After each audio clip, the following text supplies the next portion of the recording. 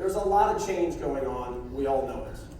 And if you as a business owner, if you fight it, if you talk to your employees about, oh, God, smell direct home, they're ruining everything. I can't stand it. Or, God, the consumer, oh God, they're just shopping. If you're talking that way in front of your employees or around your employees, this first culture building activity, let's call it, goes down the drain. Okay, this right here, and before I dive too deep into this, clinicians, raise your hand for me. I have the utmost respect for your clinical abilities. The doctor you choose matters. Your clinical abilities have never been more important. I wanted to start with that because I truly have the utmost respect for your clinical abilities. But the reality is, in this new dental economy, the better CEO and the better business is currently defeating the better practice. Leaders in here, CEOs, office managers. Leaders pull, bosses push. Leaders pull, bosses push.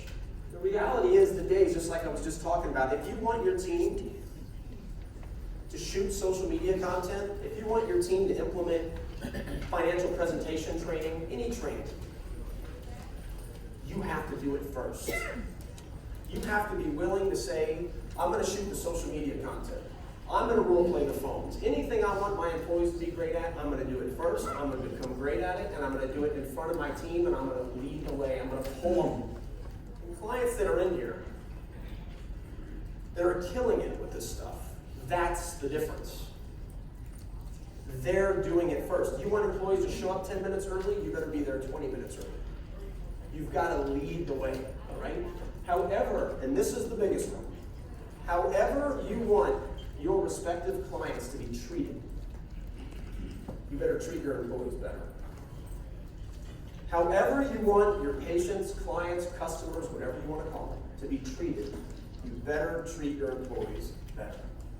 And all of this goes into it. And why is it so important? Well, here we live in a society, and it doesn't matter. This study right here from Harris Interactive is in and out of healthcare.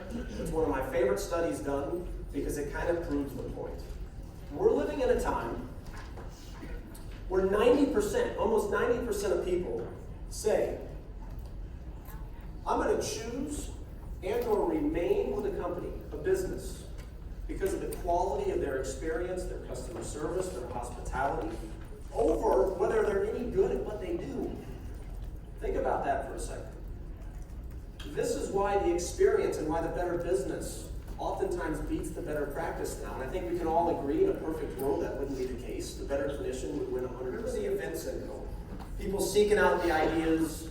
God, we got to get new ideas. Meanwhile, you get back. Have you guys ever had that happen? I see a lot of nods when I say event syndrome. You go to something like this, you get back, everyone's all excited. The flavor of the month lasts about 2 weeks, and then you're on to something else. Right? I see the whole room is doing like this.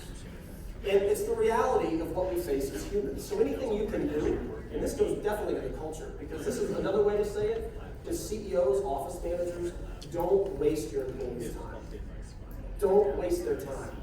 And what I mean by I see it all the time, it's one of the reasons why we created new patient groups. I don't think consultants work. We're supposed to be more of a division of your operation that is intended differently. And the reason why is because we solve the biggest problem in its implementation. Consistency, repetition, all the things that make athletes great is what makes businesses great. But there's a disconnect between a Michael Jordan who shot, or Kobe Bryant, God bless him.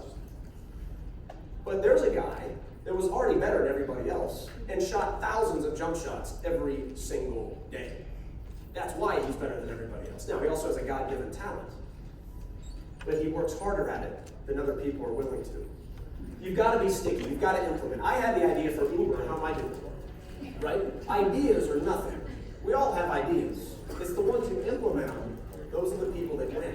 Which is why your competition, in reality, it's you. You could put 25 practices on the same street, all lined up. All lined up. And the reality is, if you implement better than them, if you have a better culture than them, if you train your employees better than them, if you produce content better than them, they don't stand a chance.